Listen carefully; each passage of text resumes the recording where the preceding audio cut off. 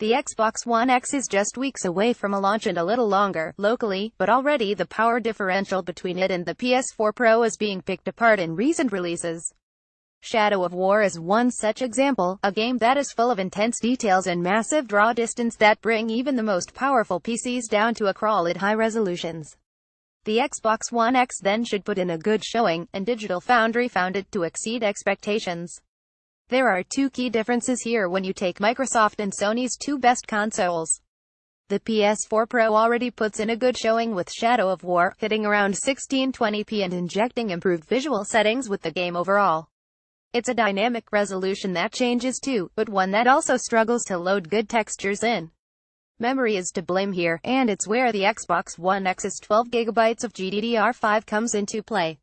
Loading 4K texture packs is no issue for the console, and, even an early Gamescom build of the game shows a massive leap forward in visual quality via textures alone. Resolution then only services to widen this gap, and the Xbox One X features some interesting configurations here. Unlike on the PS4 Pro, dynamic resolution scaling can actually be turned off here, which pushed Shadow of War to a native 4K 2160p. From there you can enable settings that prioritize this resolution or visual quality settings, with Digital Foundry actually finding the latter to be the better option. In fact, Shadow of War has so many visual options that a dynamic resolution with all of these dialed up makes for a better experience, but having the ability to decide is neat.